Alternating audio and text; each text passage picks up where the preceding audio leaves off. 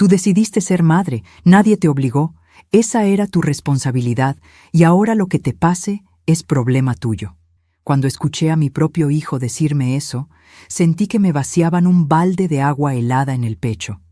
Estábamos en su sala, una tarde de martes cualquiera, pero para mí ese día se convirtió en una frontera, antes y después de esa frase.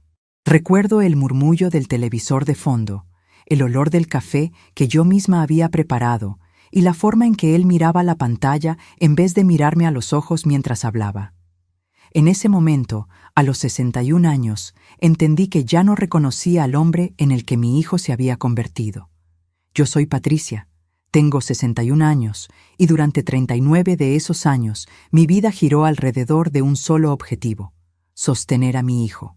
Le di techo, comida, estudios, ropa limpia y, muchas veces, mis propias oportunidades, mis propios sueños y mi propia dignidad. Siempre pensé que una madre que da todo recibe, si no gratitud, al menos respeto. Pero ese día entendí que no siempre es así.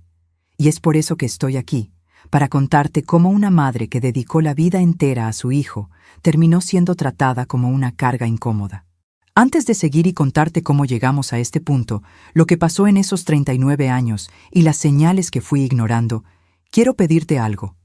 Si esta historia ya te tocó, verifica si estás suscrito al canal, deja tu me gusta y cuéntame en los comentarios desde dónde me escuchas. Todo empezó unos días antes de esa conversación. Mis cuentas se habían acumulado de una forma que hacía años no acontecía.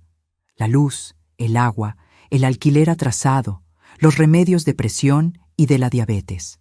Durante toda mi vida de adulta, yo siempre había dado un jeito, un trabajo extra, una costura, un turno de limpieza, una venta de bolo o empanadas en la esquina. Pero últimamente mi cuerpo ya no responde igual. Las rodillas duelen, la espalda se queja, la vista falla. Y por primera vez en mucho tiempo, me vi sentada con los recibos en la mesa, las manos temblando, haciendo cuentas que no cerraban de ninguna manera. Miré esos papeles como si fueran una sentencia. Pensé en vender el único anillo de oro que tenía, un regalo de mi madre. Pensé en pedir otro préstamo, aunque ya no tenía de dónde. Y entonces pensé en él, en mi hijo, el mismo niño por quien había trabajado noches enteras, por quien había caminado kilómetros para llevarle a la escuela, por quien había aguantado humillaciones de jefes, de dueños de casa, e incluso del padre que nos dejó. Él es mi hijo, me dije. Si hay alguien en este mundo a quien puedo pedir ayuda, es a él. No fue fácil tomar el teléfono. Lo miré unas 10 veces antes de marcar.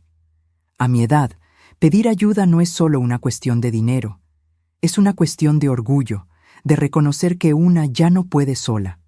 Me dolía más el orgullo que las cuentas. Al final, respiré hondo, marqué su número y esperé. Cuando escuché su voz decir, «Hola, ma», una mezcla de alivio y miedo me recorrió el cuerpo. Le pedí si podíamos hablar en persona. No quise soltar todo por teléfono. Él aceptó, un poco apurado, y dijo que pasara por su casa el martes, a las 5. Pasé el resto del fin de semana ensayando lo que iba a decir. ¿Cómo le explicas a tu propio hijo que la madre fuerte, la que siempre sostuvo todo, ahora necesita que la sostengan a ella? Es una frase que hace ruido en la garganta. El martes llegué a su casa con 15 minutos de anticipación. Vivo en un pequeño departamento alquilado en un barrio sencillo, y él vive en un condominio con portón eléctrico, autos nuevos estacionados y plantas cuidadas en la entrada. Recuerdo que mientras caminaba hacia el edificio, miraba los balcones y pensaba, todo esto, de alguna manera, también lo construí yo, porque aunque el esfuerzo haya sido de él, fue sobre mis espaldas que él pudo estudiar, trabajar tranquilo, comer bien, dormir seguro. Subí en el ascensor y sentí ese olor a desinfectante caro, a nuevo.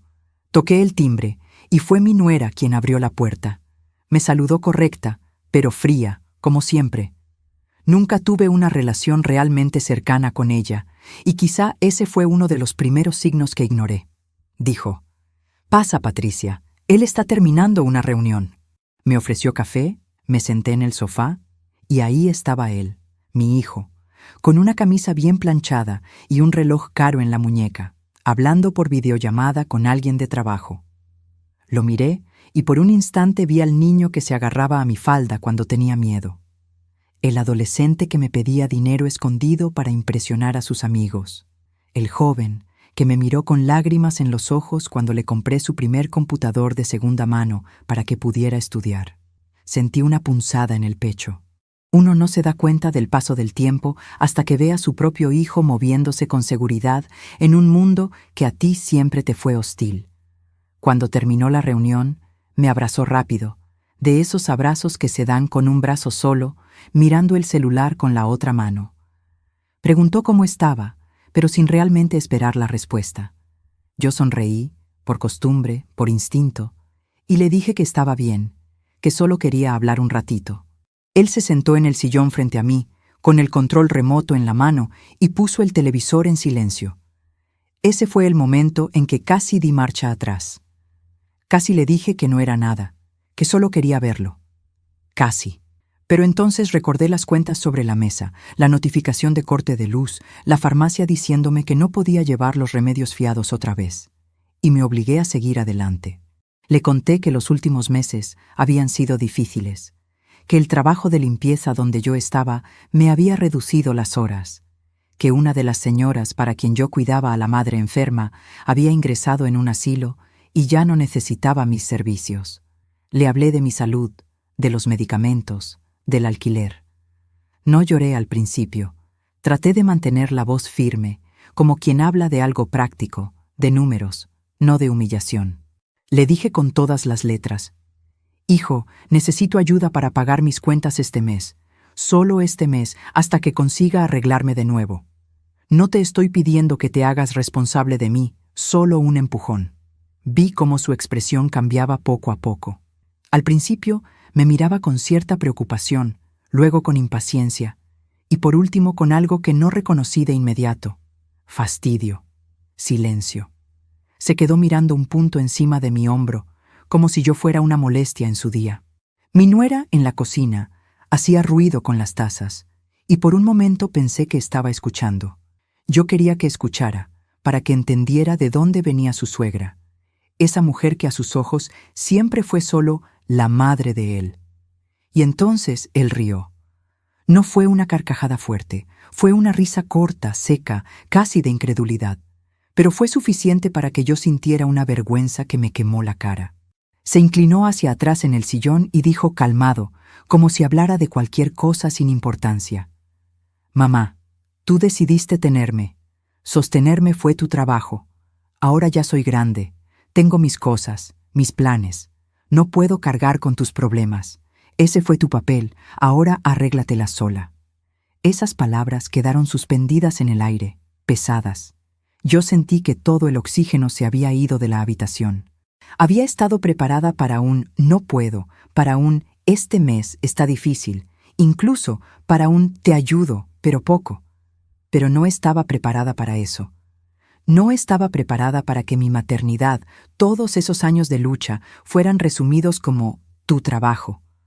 Como si hubiera sido un empleo mal pagado, del cual ahora me despedían sin derecho a nada. Lo miré fijo por primera vez, buscando en sus ojos alguna señal de que se había dado cuenta de lo que acababa de decir.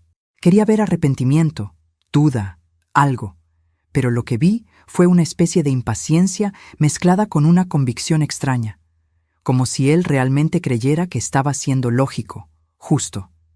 En ese instante me vinieron a la mente imágenes que no había recordado en años. Yo, a los 22, con él en brazos, caminando bajo la lluvia porque no tenía dinero para el bus. Yo, trabajando doblado turno en una fábrica, dejando a mi hijo con una vecina, rezando para que él no se enfermara mientras yo estaba lejos. Yo, firmando un papel de préstamo que no entendía bien, solo para poder comprarle los libros del colegio. Yo, acostándome sin cenar para que él pudiera repetir el plato. Todo eso desfiló por mi cabeza en segundos, mientras por fuera yo seguía sentada, apretando el bolso contra mi falda para que mis manos no delataran el temblor. Sentí una mezcla de rabia, tristeza y, sobre todo, fracaso. Porque en ese momento pensé: ¿en qué fallé? ¿En qué momento lo eduqué para creer que una madre es un servicio que se presta y después se descarta? No dije nada por unos segundos. El silencio se hizo tan largo que incluso mi nuera asomó la cabeza desde la cocina, curiosa. Mi hijo, como si quisiera terminar aquella conversación incómoda, agregó: «Mira, ma, yo te quiero, pero cada uno tiene que hacerse responsable de su propia vida. Tú siempre fuiste muy fuerte, siempre te las arreglaste sola. Ahora no va a ser diferente, ¿no? Además, si empiezo a ayudarte, voy a tener que ayudarte siempre, y yo tengo mi propia familia ahora». Esa fue la segunda puñalada. Mi propia familia. Como si yo hubiera dejado de ser familia.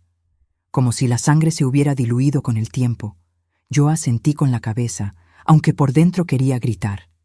Quería recordarle todas las veces que yo me hice responsable de él. Quería preguntarle quién le hizo creer que una madre deja de ser familia cuando los hijos se casan. Pero no hice nada de eso. A mis 61 años, con el corazón hecho trizas, lo único que pude hacer fue levantarme despacio, alisar la falda con las manos temblorosas y decirle en voz baja: «Está bien, hijo, no te preocupes». Sentí la mirada de mi nuera clavada en mi nuca, fría como siempre, mientras yo caminaba hacia la puerta. Antes de salir, me giré para mirarlo una última vez. Él ya había vuelto a mirar el celular, como si aquella conversación no hubiera tenido ninguna importancia. Como si yo hubiera ido a preguntarle algo trivial, como el clima o un programa de televisión. Ahí entendí que el abismo entre nosotros era mucho mayor de lo que yo imaginaba. Bajé en el ascensor con las piernas flojas. Cada piso que pasaba era como si me alejara no solo físicamente de la casa de mi hijo, sino emocionalmente del hijo que yo creía conocer. Cuando llegué a la calle, el aire caliente de la tarde me golpeó la cara. Respiré hondo. Sentí el sabor salado de las lágrimas que no había dejado caer allá arriba, y por primera vez en muchos años me pregunté: ¿y ahora quién me sostiene a mí? Caminé despacio hasta el punto de bus. Cada paso era pesado. Las personas a mi alrededor seguían sus vidas, hablando por teléfono, riendo, cargando bolsas de compras. Nadie sabía que esa señora de pelo gris, con un bolso gastado y los ojos hinchados, acababa de descubrir que el hijo por quien dio la vida no estaba dispuesto a darle la mano en el momento que ella más necesitaba. Y aquí estoy, contándote esto, porque aunque duele, sé que no soy la única. Sé que hay muchas madres, muchos padres, muchos abuelos que han sentido algo parecido. La sensación de haber dado todo y, aún así, quedarse con las manos vacías. Y también sé que hay hijos que quizás escuchen esta historia y se pregunten qué tipo de persona están siendo con quienes les dieron la vida. Porque lo que viene ahora no es solo la historia de una madre y un hijo. Es la historia de cómo el amor puede cegarnos, de cómo el sacrificio sin límites a veces se transforma en una cárcel, y de cómo, incluso a los 61 años, una mujer puede verse obligada a empezar de cero. Y quizá, solo quizá, descubrir que todavía puede sostenerse a sí misma, incluso cuando todos los demás le sueltan la mano. Si quiero ser honesta contigo, creo que el principio de todo no fue ese día en el sofá de mi hijo, ni tampoco cuando él se casó, ni cuando consiguió su primer buen trabajo. El verdadero principio está mucho más atrás, cuando yo todavía era una muchacha asustada de 20 y pocos años, con un bebé en brazos y un mundo entero diciéndome que no iba a poder. Yo crecí en una casa donde las mujeres se sacrificaban en silencio. Mi madre era de esas que se levantaban antes del sol y se acostaban después de todos. Nunca la vi comprarse algo para ella. El único perfume que usaba era el olor del jabón de lavar ropa en sus manos. Mi padre era un hombre duro, no necesariamente malo, pero frío. Para él, criar hijos significaba poner comida en la mesa y techo sobre la cabeza. Las palabras «te quiero» nunca cruzaron sus labios, al menos no que yo recuerde. De pequeña, yo aprendí que el amor se demostraba trabajando, obedeciendo, renunciando. Aprendí que una buena hija no daba problemas, una buena mujer aguantaba y una buena madre se dejaba en último lugar. No había espacio para preguntarse si una estaba feliz. Eso era lujo de novela, no de la vida real. Así que, cuando me quedé embarazada a los 22, lo único que yo sabía era que tenía que dar un jeito y seguir adelante. El padre de mi hijo fue mi primer gran error y mi primera gran lección. Cuando lo conocí, pensé que era diferente. Tenía palabras dulces, promesas de futuro y una sonrisa que me hacía olvidar el cansancio. Yo trabajaba en una panadería y él venía todas las mañanas a comprar café. Empezó a quedarse unos minutos más, a preguntarme cómo estaba, a contarme sus planes. Me hablaba de viajar, de comprar una casa, de tener una vida mejor. Yo, que nunca había salido de mi barrio, escuchaba embobada. Cuando le conté que estaba embarazada, su cara cambió. Al principio dijo que estaba sorprendido, que no era el momento, que no estaba preparado. Yo, educada para cargar culpas, me apuré en decirle que no se preocupara, que si hacía falta, yo criaría al bebé sola. Y eso fue exactamente lo que él necesitó escuchar. A las pocas semanas, una excusa, un problema de trabajo, una oportunidad en otra ciudad, y se fue. Nunca más lo vi. Recuerdo la noche en que mi padre se enteró. Gritó tanto que los vecinos debieron escucharlo. Dijo que yo había arruinado mi vida, que quién iba a querer a una mujer con hijo, que ahora cargaría con esa cruz. Mi madre lloraba en silencio en la cocina, lavando platos que ya estaban limpios, solo para tener algo que hacer con las manos. Yo me quedé parada en medio de la sala, con la mirada fija en una mancha de humedad en la pared, repitiéndome por dentro: voy a poder, voy a poder, voy a poder. Y pude, pero a un precio. Cuando mi hijo nació, algo se encendió dentro de mí. Lo miré, tan chiquito, tan indefenso, y juré que él nunca sentiría la falta de nada, que nunca sabría lo que era tener hambre, frío o miedo, que si alguien debía sufrir, sería yo, no él. Era un juramento noble, pero también peligroso, aunque yo no lo sabía entonces. Los primeros años fueron una lucha constante. Dormía poco, trabajaba mucho, limpiaba casas por la mañana, trabajaba en una panadería por la tarde y algunas noches cosía ropa para vecinas para poder completar el dinero del mes. Mi cuerpo estaba siempre cansado, pero bastaba ver a mi hijo dormir para que yo pensara: vale la pena. Si él estaba bien, todo el resto era soportable. Recuerdo una escena muy clara. Él tenía como 6 años y la escuela pidió un uniforme nuevo para una presentación. Yo no tenía dinero para comprarlo. Esa semana ya había tenido que elegir entre pagar el gas o comprar carne, y había elegido el gas. Entonces tomé una camisa vieja mía, la descosí y con mucho cuidado cosí una especie de uniforme parecido al de la foto que la maestra había mandado. Me quedé hasta las 2 de la madrugada cosiendo. A la mañana siguiente, él miró la ropa y dijo: «No es igual que la de los otros, mamá». Esa frase me atravesó, pero sonreí y le dije: «La tuya es especial, porque la hice con estas manos solo para ti». Él se miró al espejo, dudando, pero al final sonrió un poquito. Esa fue una de las primeras veces que yo elegí su bienestar por encima de mi orgullo. Podría haber ido a la escuela y decir que no tenía cómo, podría haber pedido más tiempo, pero no. Yo no quería que él pasara vergüenza, ni que se sintiera menos que los otros niños. Y, poco a poco, fui haciendo eso en todas las áreas de nuestra vida.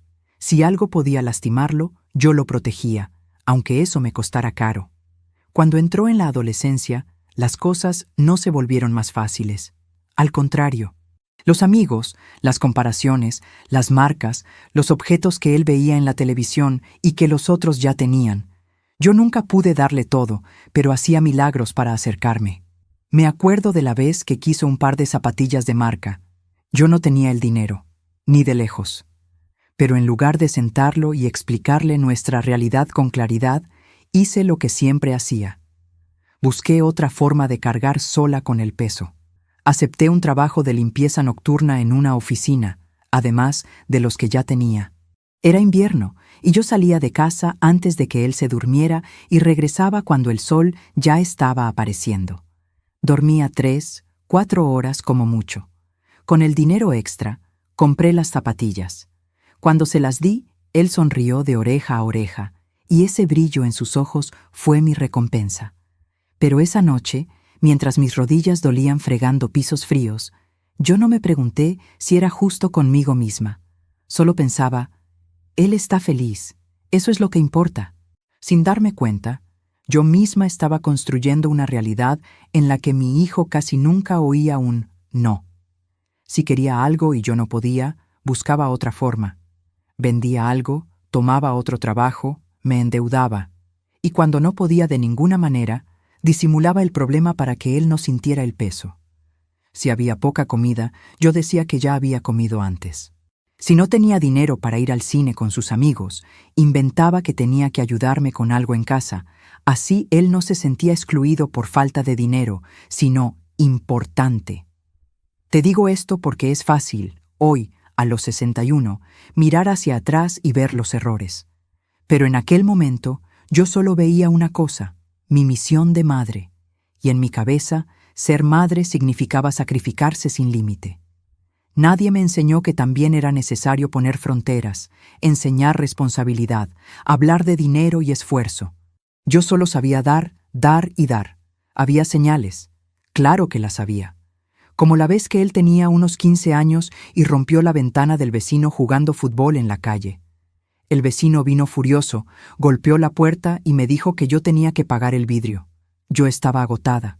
Era fin de mes, y no había de dónde sacar. Llamé a mi hijo, delante del vecino, y le pedí que explicara lo que había pasado. Él bajó la mirada, pero en lugar de pedir disculpas, me miró a mí, esperando que yo resolviera. Y yo lo hice. Pagué el vidrio en 3 cuotas, acordadas con el vecino. No lo hice responsable. No le pedí que ayudara, que buscara un pequeño trabajo, nada. Solo le dije, ten más cuidado, hijo. Otra vez lo protegí del peso de sus actos. Con el tiempo, esa dinámica se fue repitiendo. Cuando no aprobaba una materia porque faltaba a clases, yo iba a hablar con los profesores, suplicaba una oportunidad extra. Cuando tuvo una pelea con un compañero y lo llamaron de la dirección, yo me sentaba allí, tratando de justificarlo, diciendo que era un buen chico, que estaba pasando por una fase. Nunca quise verlo como alguien que podía estar equivocándose. Para mí, siempre había una explicación externa. Y luego llegó la etapa de la facultad. Ese fue mi orgullo y al mismo tiempo mi condena. Cuando me dijo que quería estudiar una carrera que yo ni siquiera sabía pronunciar bien, sentí que todo mi sacrificio estaba valiendo la pena. Mi hijo va a ser lo que yo nunca pude ser, pensaba. Hice de todo para apoyarlo. Busqué becas, préstamos estudiantiles, trabajé aún más. Tomé un crédito con intereses altos para pagar su matrícula del primer año.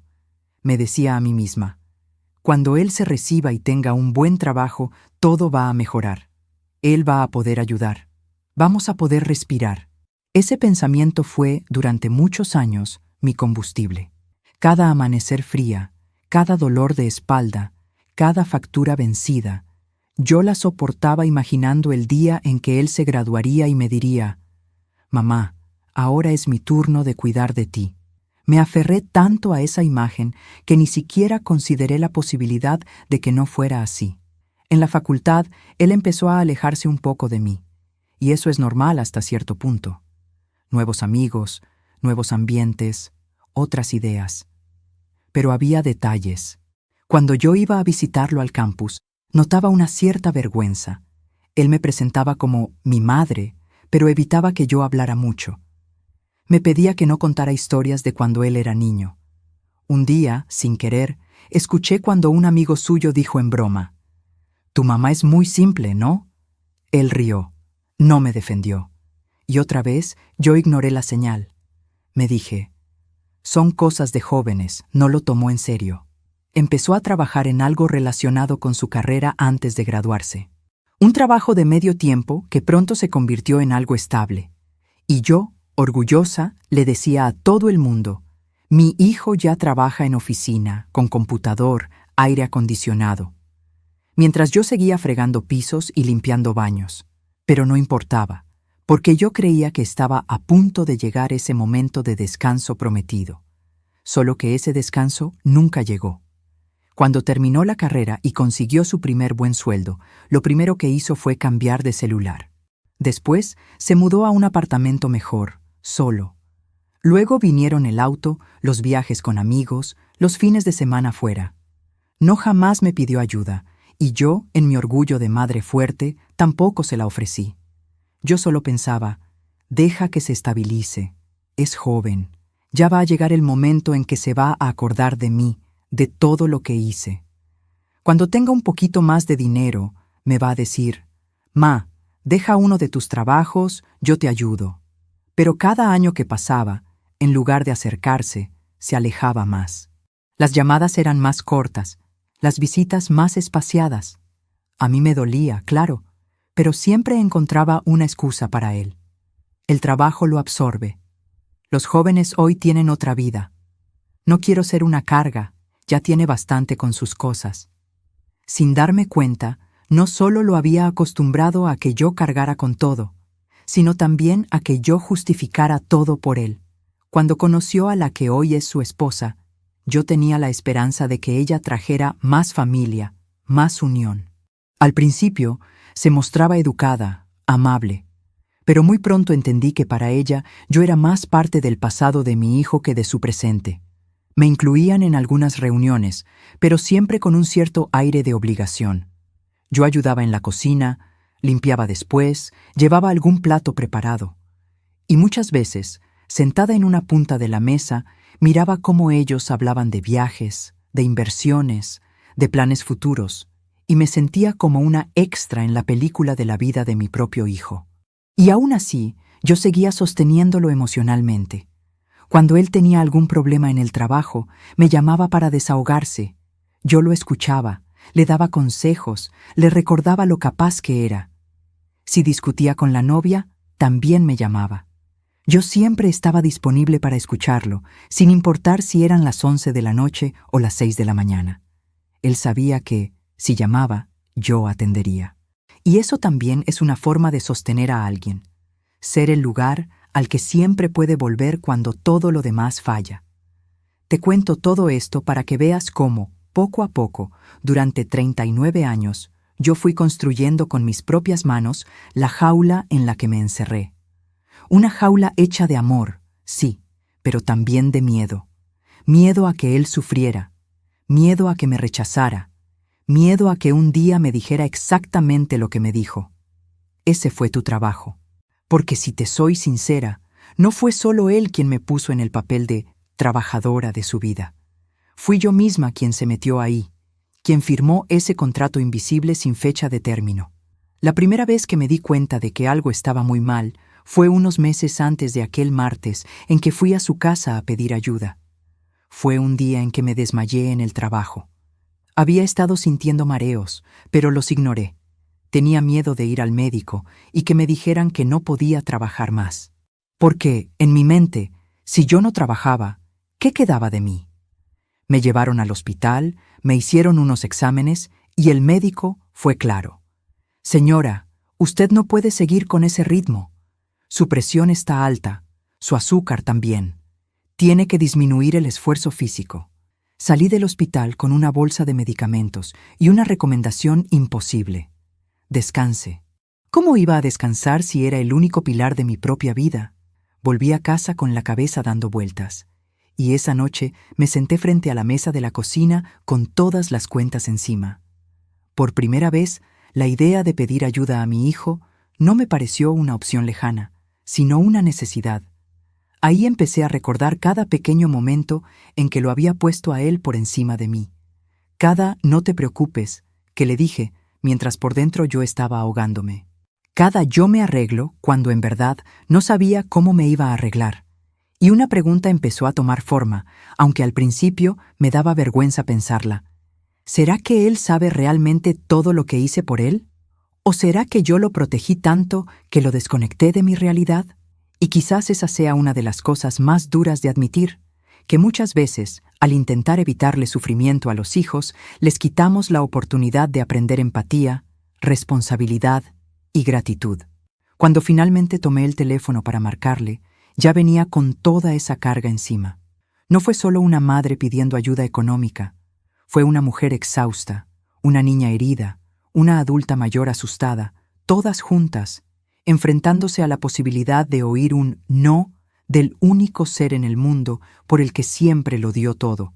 Lo que no imaginaba era que no iba a escuchar solo un no, sino algo mucho más profundo, la confirmación de que para él todo lo que hice había sido apenas mi trabajo. Y tú, escuchándome hasta aquí, quizá te estés preguntando cómo alguien llega a un punto así sin darse cuenta. ¿Cómo no vio las señales antes? La verdad es que muchas veces las señales están ahí, brillando frente a nuestros ojos, pero el amor, el miedo a la soledad y la costumbre de aguantarse todo hacen que las ignoremos. La pregunta que no me dejaba dormir después de aquel día en su sala era otra. Si pasé 39 años sosteniendo a mi hijo, evitando que cayera, ¿cuándo fue que dejé de sostenerme a mí misma? Después de salir de la casa de mi hijo aquel día, caminé hasta el punto de bus como un fantasma. No recuerdo haber saludado a nadie, ni haber mirado a los lados al cruzar la calle. Solo sentía un zumbido en los oídos y una especie de vacío en el pecho, como si alguien hubiera arrancado algo de dentro de mí. Llegué a casa. Cerré la puerta con llave. Me apoyé en la madera fría y ahí sí, sola, dejé que mi cuerpo se desmoronara. Lloré como no lloraba desde que su padre nos había abandonado. Me senté en el suelo de la cocina, con la espalda contra la puerta, y lloré por la madre que fui, por la mujer que dejé de ser y por la vieja que estaba empezando a aparecer en el espejo. Lloré por la niña que jamás escuchó un «estoy orgulloso de ti», por la joven que creyó en promesas vacías, por la adulta que se acostumbró a sobrevivir en lugar de vivir. Pero, sobre todo, lloré por la Patricia que había depositado toda su esperanza en la idea de que, algún día, sería cuidada como ella cuidó. No sé cuánto tiempo pasó. Cuando me levanté, sentí las rodillas doloridas y la cabeza pesada. Me lavé la cara con agua fría. Miré mi reflejo en el pequeño espejo de la cocina y vi mis ojos rojos, el cabello despeinado, las arrugas más marcadas. Y fue ahí, en ese espejo barato, que algo cambió dentro de mí. Por primera vez, en muchos años, me miré a mí misma como protagonista de mi propia historia, y no solo como la madre de. Me pregunté, casi en voz alta, ¿y si la vida no se terminó en este rechazo? ¿Y si todavía me queda algo por vivir que no tenga que ver con sostener a nadie más que a mí? Esa pregunta me asustó, porque toda mi identidad había sido construida alrededor de ser madre. ¿Quién era yo si no estaba en función de mi hijo? ¿Qué quedaba de Patricia, además de sus sacrificios? Me apoyé en la mesada y respiré hondo. Y entonces, en lugar de hacer lo que siempre hacía, buscar una excusa, justificar a mi hijo, decirme que estaba exagerando, decidí hacer algo diferente, enfrentar la verdad. La verdad era dura y simple. Yo había criado a mi hijo para recibir, no para compartir, para acostumbrarse a ser sostenido, no a sostener. Y aunque él era responsable de sus decisiones, yo también era responsable de la manera en que lo eduqué. Ese pensamiento no lo hice para culparme más, sino para entender. Porque solo entendiendo cómo había llegado a ese punto, podría salir de ahí. Esa noche casi no dormí, pero no fue por la angustia de antes, fue por otra cosa. Mi cabeza no paraba de pensar en cómo hacer, a mis 61 años, algo que nunca había hecho en serio. Ponerme a mí misma en primer lugar. No por egoísmo, sino por supervivencia. A la mañana siguiente, en lugar de ir directo a limpiar la casa de la señora de siempre, llamé y pedí el día. Ella se sorprendió, porque yo nunca faltaba, pero aceptó. Después, hice algo que nunca pensé que haría. Abrí la vieja caja de cartón donde guardaba papeles importantes, fotos, documentos. En el fondo, encontré algo que no veía hacía años. Un cuaderno pequeño donde, de joven, escribía cosas que soñaba hacer. En ese cuaderno había listas de lugares que quería conocer, cursos que quería estudiar, cosas simples como aprender a nadar o tomar un café sin prisa en una cafetería bonita.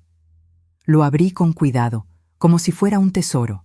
Mis manos temblaban al pasar las páginas, viendo una versión de mí misma que había existido antes de ser engullida por la maternidad y las deudas. Una frase, escrita con mi letra apurada de los 20 años, me golpeó particularmente. A los 60 quiero estar tranquila sin tener que matar un león por día. Sonreí amarga.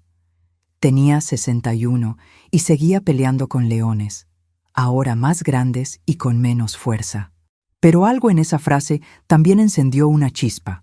Si esa muchacha de 22 había sido capaz de soñar con una vida diferente, ¿por qué la mujer de 61 no podía al menos intentar?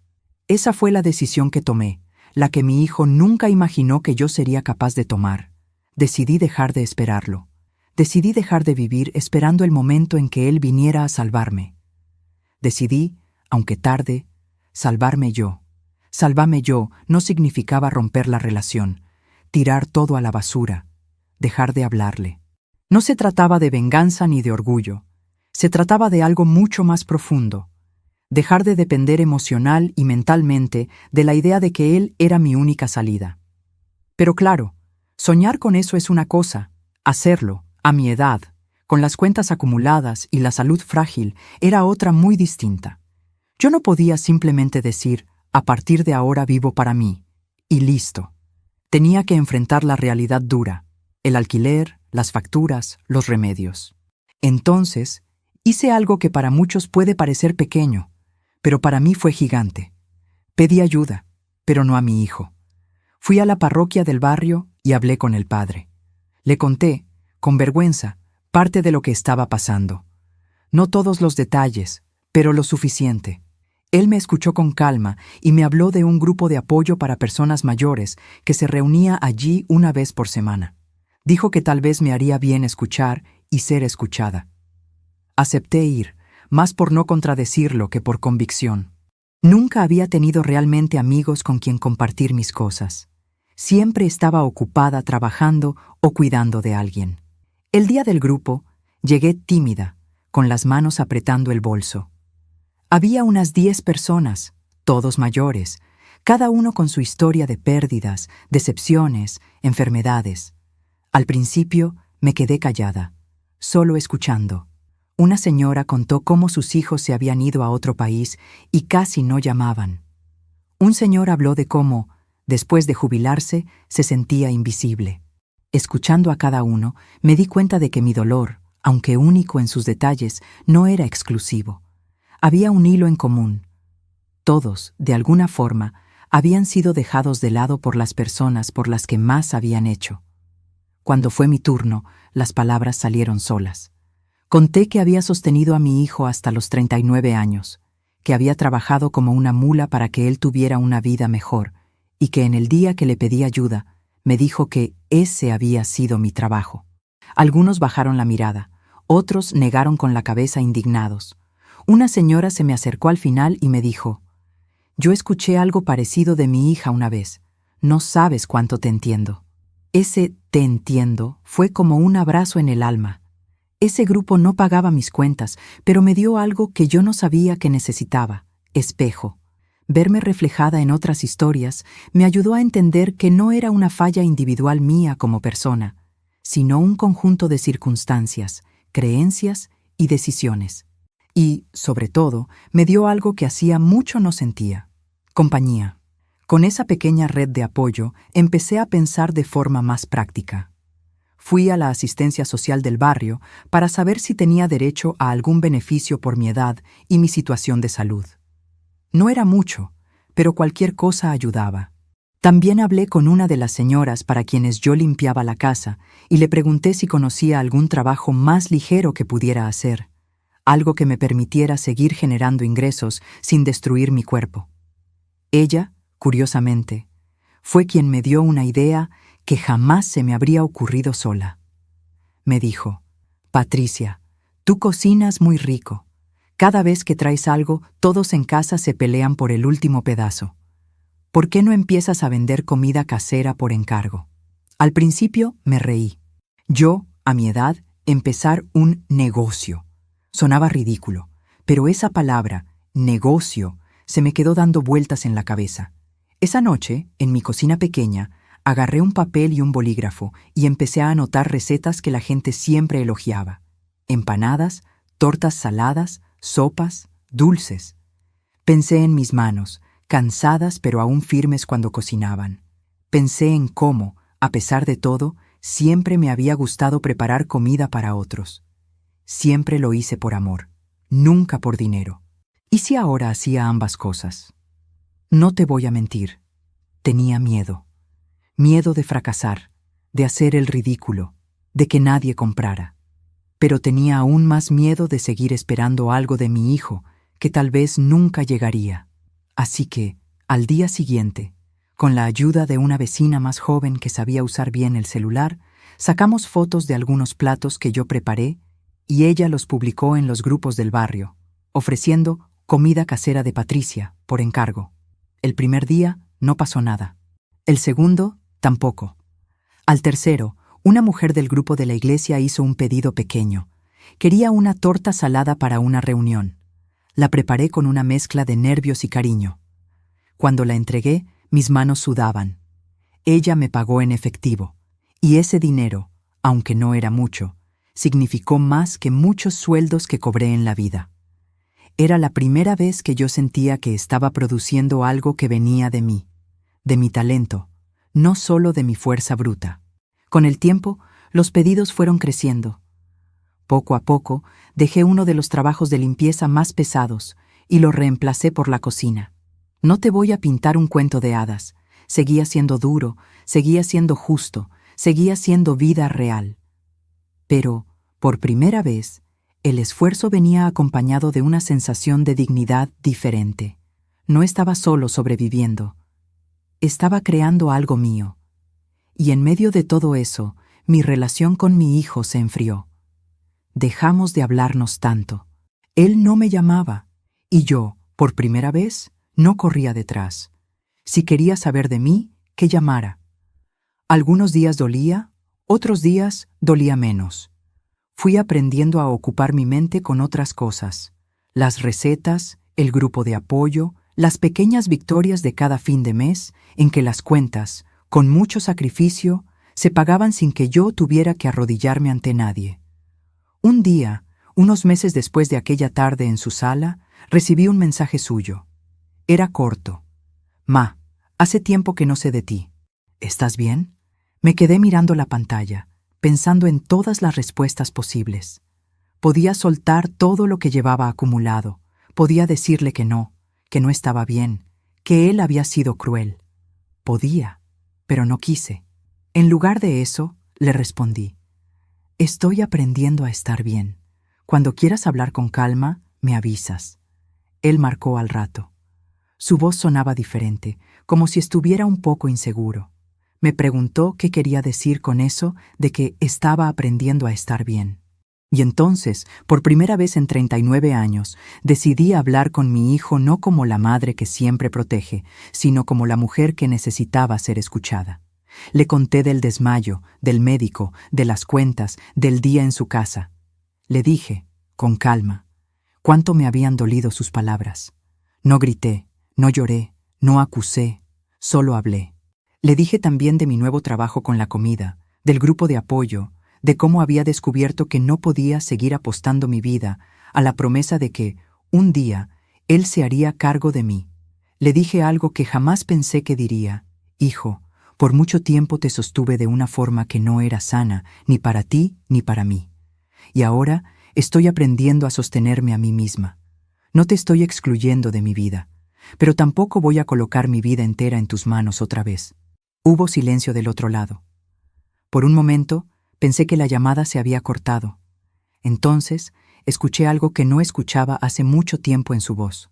Vulnerabilidad, me dijo, casi en susurro. Ma, yo no sabía que lo estabas pasando tan mal. Cuando viniste aquel día, sentí miedo. Miedo de que si empezaba a ayudarte, iba a repetir la historia de mi papá, que se fue y me dejó con la sensación de que te tocaba todo a ti. Y yo no quería caer en una dinámica donde todo volviera a depender de mí.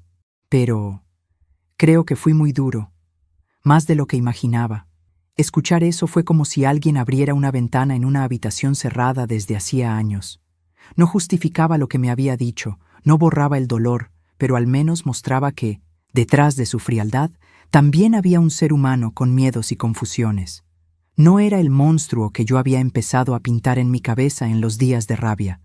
Era un hombre que, así como yo, tenía heridas que no sabía cómo manejar. Y allí, justo en ese momento de honestidad, tomé otra decisión que él tampoco esperaba. No me victimicé. No le dije, ahora tú tienes que compensarme por todo. No le eché en cara cada sacrificio. En lugar de eso, le propuse algo que cambió la dinámica entre nosotros. Hijo, no quiero que me sostengas como si yo fuera una niña, pero sí necesito que me veas como una persona, no como el trabajo que ya terminó, sino como tu madre, sí, pero también como Patricia. Podemos empezar de nuevo si tú quieres, pero esta vez como dos adultos que se respetan, no como una madre que da todo y un hijo que solo recibe. Él tardó en responder, y lo que dijo después se convirtió en una de las frases más importantes de mi vida. No porque fuera perfecta, sino porque fue sincera. Ma, no sé si sé hacer eso, pero quiero intentarlo. Ese quiero intentarlo fue la semilla de algo nuevo. No una reparación mágica, no un final feliz de película, pero sí un comienzo diferente. Un camino en el que yo ya no era solo sostén, también era persona. Y él ya no era solo el niño al que había que salvar, también era un hombre que debía aprender a hacerse cargo de sus decisiones, incluso de las palabras que había dicho. Mientras te cuento todo esto, pienso dónde estarás escuchándome. Escribe el nombre de tu ciudad en los comentarios. Me emociona imaginar que mi voz está llegando a lugares que nunca pisé en toda mi vida. Porque, al final, lo que esta historia me enseñó, y lo que quiero compartir contigo, es que nunca es tarde para mirarte al espejo y preguntarte, ¿quién soy yo, fuera de los papeles que los demás esperan que yo cumpla? Y aunque la respuesta duela, aunque implique empezar de nuevo a los 61, todavía puede ser el comienzo de una vida más honesta contigo misma. La primera vez que volví a ver a mi hijo después de aquella conversación por teléfono, fue como si el tiempo se detuviera por unos segundos. No fue en una fiesta, ni en una fecha especial. Fue un sábado cualquiera, a media tarde. Él me llamó unos días antes y me dijo, «Ma, ¿puedo pasar por tu casa el sábado? Quiero probar esas empanadas de las que me hablaste». Su tono tenía algo diferente, una mezcla de timidez y curiosidad, como si estuviera dando un paso en territorio desconocido. Esa llamada, que para cualquiera podría ser algo simple, para mí significó un pequeño terremoto. Por primera vez en muchos años, no fui yo quien se movió hacia él. Fue él quien dio el paso hacia mí. Colgué el teléfono y me quedé un rato mirando la pared, sintiendo una emoción rara, una mezcla de alegría, nervios y miedo. ¿Qué iba a encontrar en sus ojos cuando nos viéramos? Un hijo arrepentido, un hombre a la defensiva, un extraño.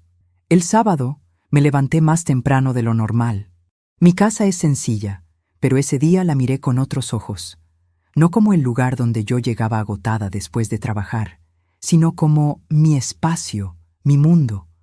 Barrí, ordené, abrí las ventanas para que entrara la luz. Preparé las empanadas con calma, sin esa sensación de apuro que siempre me acompañó en la vida. Era como si cada movimiento, amasar, rellenar, cerrar las puntas con el tenedor, fuera una forma de poner en orden también mis pensamientos. Mientras cocinaba, recordé los años en que él era pequeño y yo le preparaba sus comidas favoritas, viendo cómo se le iluminaban los ojos. En aquel entonces, cocinar era solo una obligación más, una tarea en la lista interminable del día. Ahora, de repente, cocinar se había vuelto también un acto de amor hacia mí misma, no solo hacia los demás, porque gracias a esas mismas manos, ahora tenía una forma más digna de ganarme la vida. Cuando escuché el timbre, mi corazón dio un salto. Me sequé las manos en el delantal, respiré hondo y fui a abrir. Allí estaba él. Más canas en la barba de las que recordaba, ojeras leves, una expresión que no supe leer de inmediato. Traía una bolsa en la mano.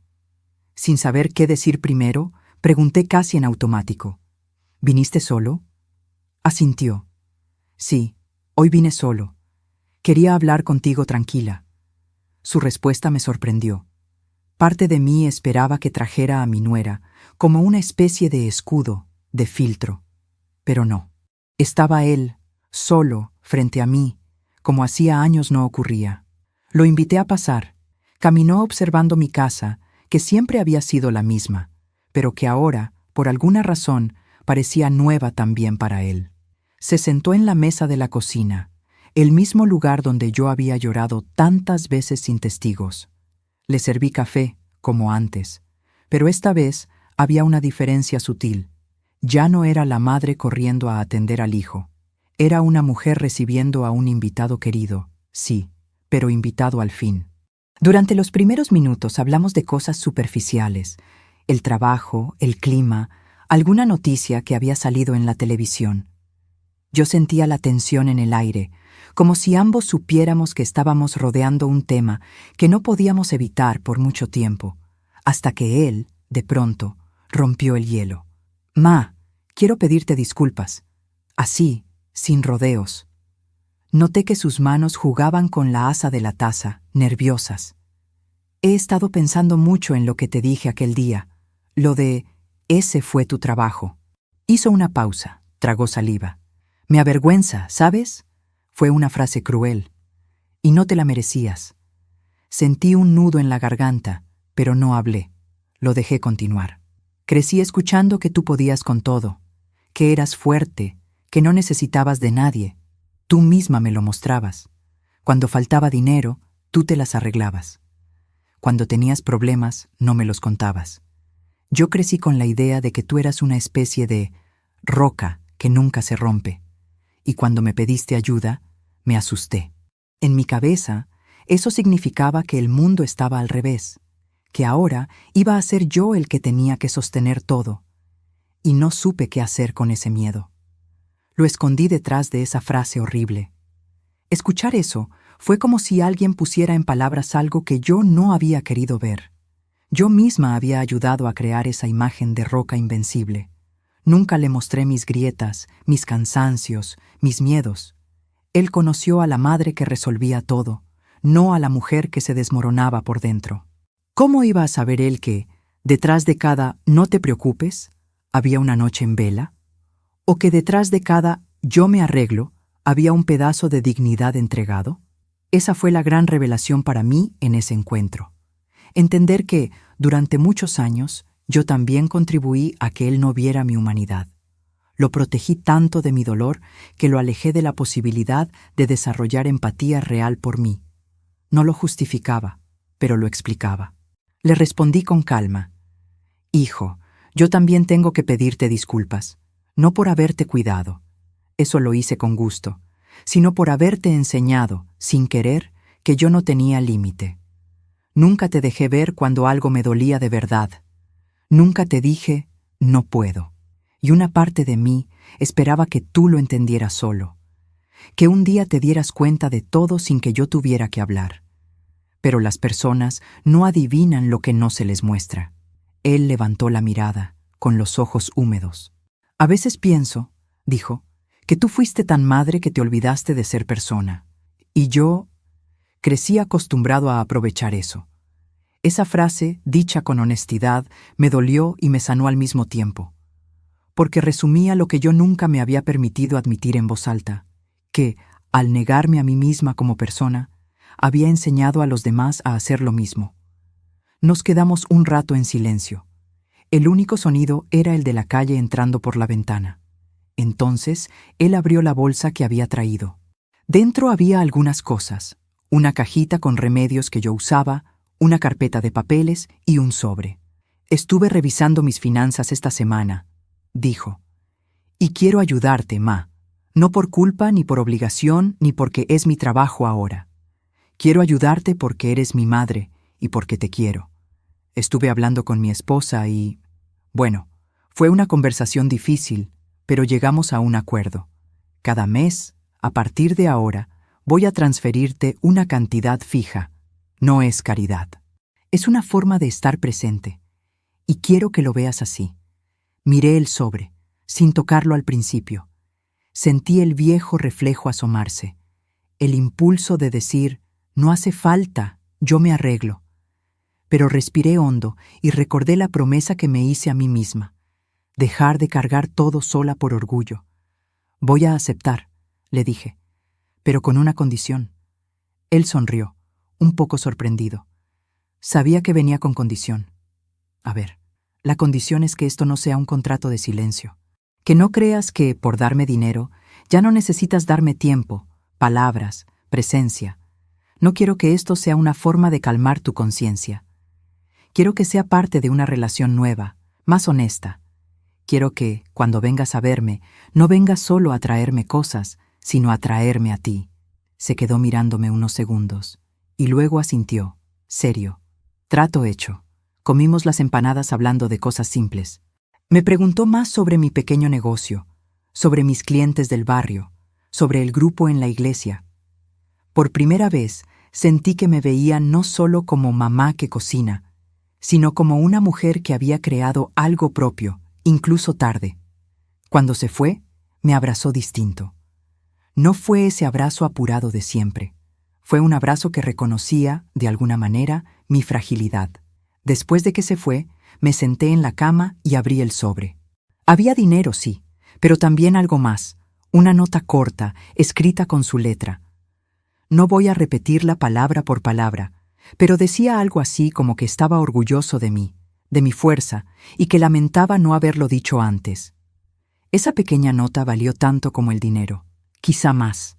Con el tiempo, las cosas no se volvieron perfectas. Hubo días en que volvimos a caer en viejos hábitos. Días en que él se distanciaba, días en que yo sentía ganas de volver a callar todo.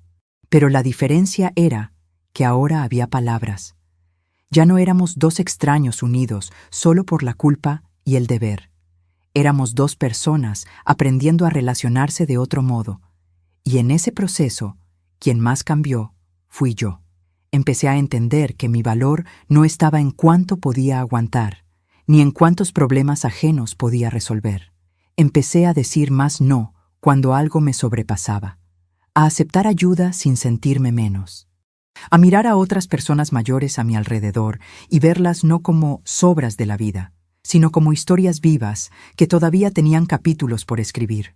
También empecé a perdonarme. Perdonarme por los errores en la crianza de mi hijo, por las veces que no puse límites, por las decisiones tomadas desde el miedo. Entendí que había hecho lo mejor que sabía con las herramientas que tenía en ese momento, y que ahora, con 61 años, tenía el derecho y la responsabilidad de aprender otras formas de amar, especialmente de amarme a mí misma. Tal vez tú que estás escuchando hayas pasado por algo parecido.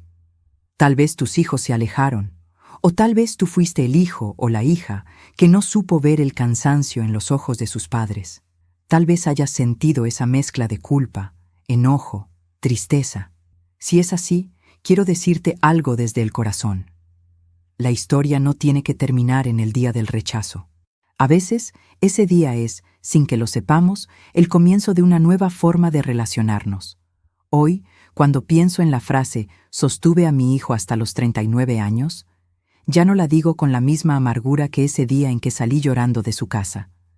La digo con una mirada más amplia. Sí, lo sostuve. A veces, de formas que no fueron sanas. A veces, olvidándome de mí. Pero también aprendí que sostener no siempre significa cargar. A veces, sostener a alguien es también soltar un poco, dejar que se haga responsable, permitir que se acerque no desde la necesidad, sino desde la elección. Todavía me pregunto si hice todo bien. Sé que no. Pero también sé que, a pesar de los errores, el amor estuvo presente. Un amor torpe, desbordado, silencioso muchas veces, pero real. Y sé también que nunca es tarde para ajustar el rumbo, para pedir perdón, para poner límites, para abrir el corazón de otra manera. Antes de contarte cómo esta historia terminó cambiando no solo mi relación con mi hijo, sino también la forma en que me relaciono con mi pasado y mi futuro, quiero preguntarte algo. ¿Alguna vez sentiste que diste todo por alguien y aún así no recibiste lo que esperabas a cambio? ¿Alguna vez te has preguntado si estabas pidiendo amor, o reconocimiento, o solo el derecho de ser visto? Quiero que te tomes un momento, cuando termine este video, para pensar en eso. Y si te nace compartir, deja tu experiencia en los comentarios. A veces, contar nuestra historia es el primer paso para dejar de cargarla en soledad. Todavía me pregunto si hice lo correcto al cambiar mi forma de relacionarme con mi hijo, al aceptar ayuda, al dejar de ser la roca inquebrantable. ¿Y tú? ¿Qué habrías hecho en mi lugar? La decisión de ponerme en primer lugar por primera vez en mi vida no fue un acto de rebeldía repentina. Fue más bien un proceso lento, hecho de pequeñas elecciones diarias. A mis 61 años, descubrí que cuidar de mí no significaba dejar de amar a mi hijo, sino aprender a amarlo sin destruirme en el intento. Y curiosamente, cuanto más empecé a tratarme con respeto, más cambió también la forma en que los demás comenzaron a mirarme. Hubo un día que marcó otro antes y después. Fue cuando me invitaron, en el grupo de apoyo de la iglesia, a contar mi historia para otras personas mayores que estaban pasando por situaciones parecidas. Al principio, quise decir que no. ¿Quién iba a querer escuchar la vida de una señora que solo sabía trabajar y aguantar? Pero la coordinadora del grupo insistió. Tu relato puede ayudar a otros a ponerle nombre a lo que sienten. Acepté, con miedo. Me senté frente a una docena de rostros marcados por arrugas, cada uno con su propio dolor. Empecé hablando bajito, casi pidiendo disculpas por existir. Pero, a medida que las palabras salían, algo dentro de mí se iba ordenando. Conté de mis 39 años sosteniendo a mi hijo, de las noches sin dormir, de la frase que me atravesó como un cuchillo. Y por primera vez, no lo conté solo como una queja, sino como una búsqueda. ¿Cómo había llegado hasta ahí? ¿Qué parte de esa historia yo también había construido? Cuando terminé, el silencio fue profundo. Pensé que había dicho demasiado, pero una señora levantó la mano y dijo, yo también crié hijos que hoy creen que yo no siento cansancio. Otra contó cómo el marido se había ido y ella se quedó con todo el peso. Un señor habló de cómo nunca se había permitido llorar delante de su familia. De repente, mi historia ya no era solo mía. Era un espejo donde otros también se reconocían. Esa fue la segunda gran revelación. Entender que poner voz a mi dolor no me hacía débil, me hacía humana. Y que al compartirlo, estaba ayudando a otros a salir del silencio que los ahogaba. Por muchos años, creí que ser fuerte era callar. Ahora empezaba a sospechar que la verdadera fuerza estaba en hablar, en decir, me duele, tengo miedo, necesito ayuda. Poco después de esa reunión, la coordinadora del grupo me hizo una propuesta inesperada. Quería que yo ayudara a recibir a las nuevas personas que llegaran, que las escuchara, que las acompañara en los primeros encuentros. Me dijo que yo tenía una forma especial de contar las cosas, que generaba confianza. Eso me dejó desconcertada. Yo, que siempre me vi como la que servía café y limpiaba mesas, de repente estaba siendo invitada a ocupar un lugar de escucha, de apoyo, de casi referencia para otros. Acepté, aunque con dudas. Empecé a quedarme un poco más después de las reuniones, conversando con quienes llegaban por primera vez, preguntándoles cómo se sentían, contando un poquito de lo que yo había vivido. Y fue curioso. Cuanto más escuchaba historias ajenas, más empezaba a ver la mía desde fuera, con un poco más de compasión hacia mí misma. Mientras tanto, mi pequeño negocio de comida casera iba creciendo despacio. Un pedido aquí, otro allá, recomendaciones boca a boca. Algunas personas me llamaban no solo por la comida, sino porque decían que les gustaba la forma en que yo hablaba cuando entregaba los pedidos. A veces, sin darme cuenta, terminaba quedándome unos minutos más en la puerta de alguien, escuchando sobre sus problemas, compartiendo una frase de aliento. Poco a poco, empecé a entender algo que nunca había visto con claridad. Yo no solo sostenía con mis manos, también sostenía con mis palabras. Un día, una de las muchachas jóvenes de la parroquia me dijo en broma, Patricia, usted debería contar su historia en Internet, en esos videos largos que la gente ve y llora. Yo me reí, imaginando a una mujer mayor como yo hablando frente a una cámara. Pero la idea se quedó rondando. No porque yo quisiera fama ni nada de eso, sino porque empecé a entender que mi historia no era solo una colección de dolores, también era un camino de aprendizaje que podía servir de luz para alguien más. Fue en ese contexto que sucedió el tercer gran giro de esta historia. Una tarde, mi hijo vino a visitarme de nuevo. Ya habíamos tenido varias conversaciones más honestas. A veces discutíamos, a veces nos entendíamos. La relación estaba lejos de ser perfecta, pero al menos ya no era una calle de una sola mano. Ese día, él llegó con una expresión seria, pero no dura. «Ma, necesito contarte algo», dijo, sentándose en la misma mesa donde meses atrás yo había llorado sola.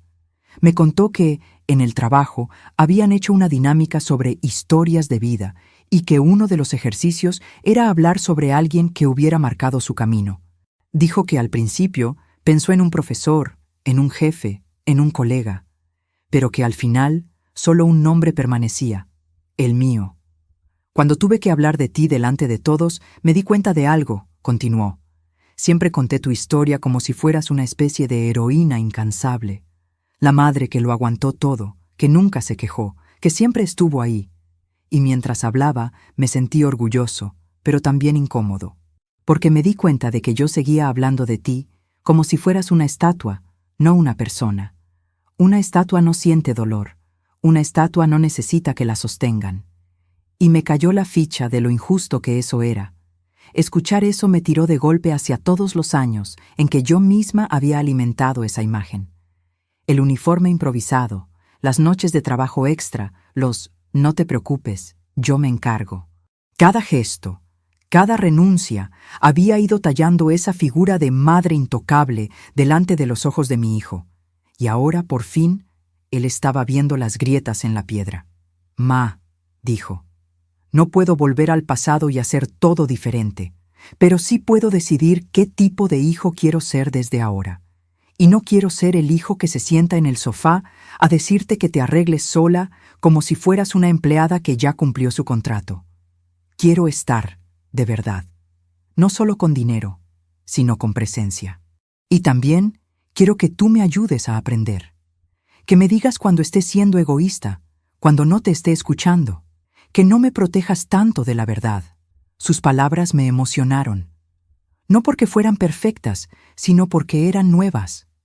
Por primera vez, él no estaba hablando desde el lugar del hijo que pide, sino desde el lugar del hombre que ofrece y se responsabiliza.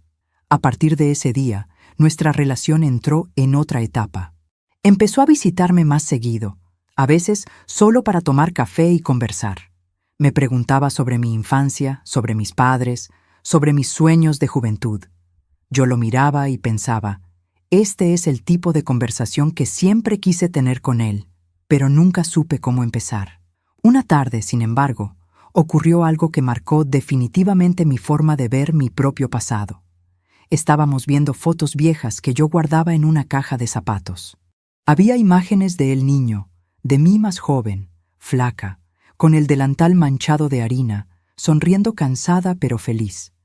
De repente, él tomó una foto en la que yo estaba sentada en la cama, con él de unos 3 años durmiendo en mi regazo, y me miró con los ojos brillando. «Nunca había visto esta foto», dijo. «La sacó una vecina», respondí. Dijo que yo siempre estaba corriendo y que quería tener una imagen de mí quieta un segundo. Él se quedó mirando la foto un rato largo. «¿Sabes qué veo aquí, ma?», preguntó. «Veo a una mujer joven que tenía el mundo encima de los hombros, pero que aún así encontraba espacio para abrazar. Y me da rabia pensar que, por muchos años, yo hablé de ti solo como mi mamá fuerte, sin ver a esta mujer de la foto. Me conmueve y me da tristeza. Pero también me da una cosa más, ganas de honrarte de una manera diferente». En ese momento, algo que yo había cargado como culpa empezó a transformarse en otra cosa, en comprensión. Entendí que mi pasado, con todos sus errores, no tenía por qué ser una cadena eterna alrededor del cuello. Podía ser también una fuente de fuerza para construir un presente distinto. A partir de ahí, empecé a hacer algo que jamás había hecho. Hablé bien de mí misma en voz alta. No como quien se engrandece, sino como quien reconoce su propio valor. Empecé a decir frases como «fui valiente», «fui creativa», «hice milagros con poco». Y poco a poco, esas palabras fueron borrando un poco la marca de fracasada que yo misma me había grabado el día en que mi hijo me dijo que me arreglara sola. Hoy, Si me preguntas qué aprendí de todo esto, te diría varias cosas. Aprendí que sacrificarse sin medida no es amor, es miedo disfrazado de virtud. Que criar a un hijo no significa cargarlo para siempre, sino enseñarlo a caminar al lado, con respeto mutuo.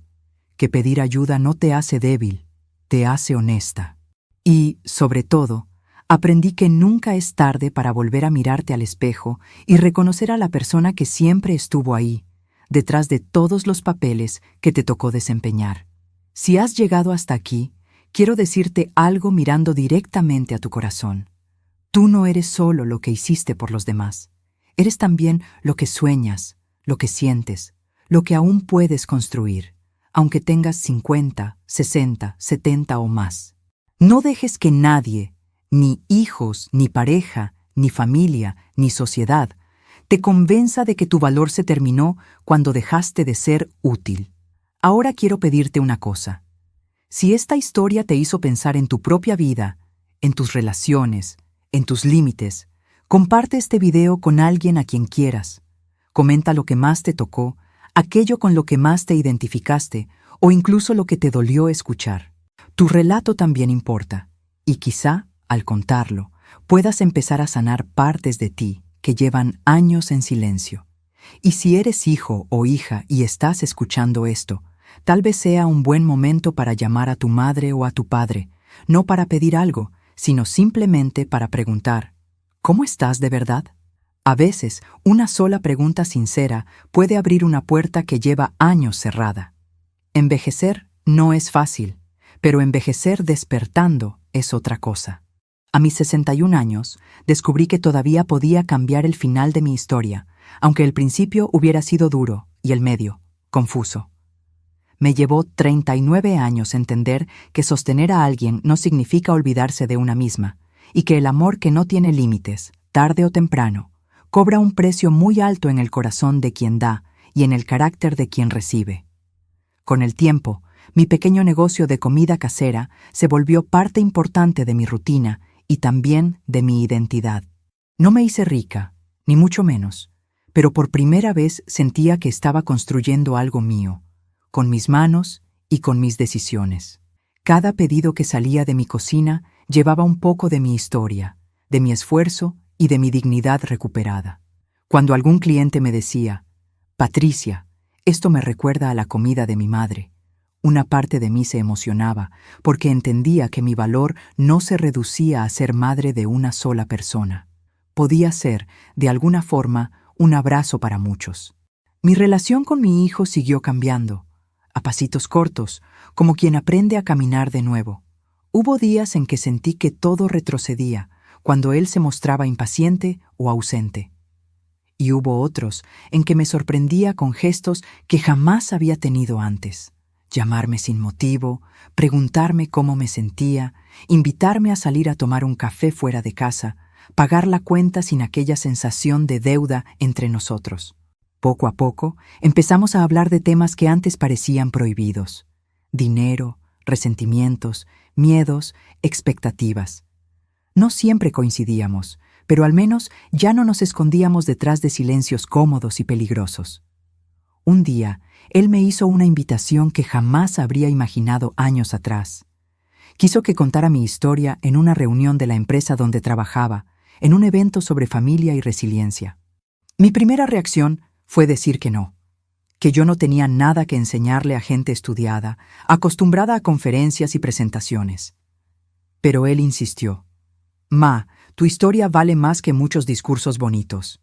Quiero que te escuchen como yo empecé a escucharte». Acepté, con el corazón en la boca.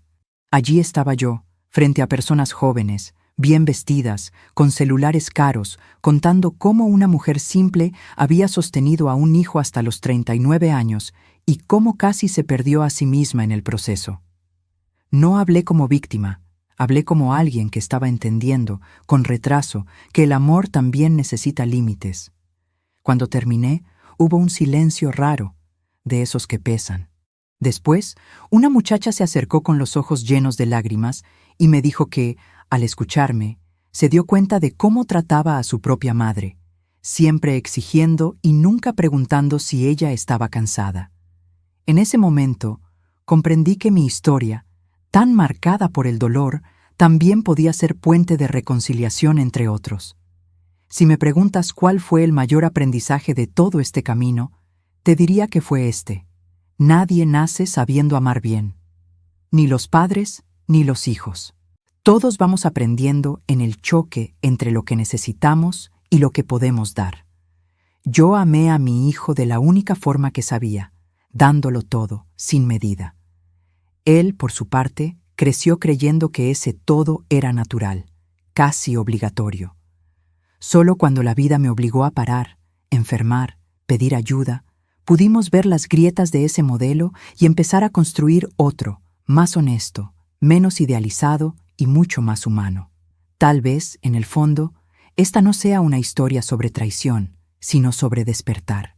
El día en que mi hijo me dijo: «Ese fue tu trabajo, ahora arréglatela sola», fue sin duda uno de los más dolorosos de mi vida. Pero también fue el golpe que derrumbó la imagen falsa que yo tenía de mí misma y de nuestra relación.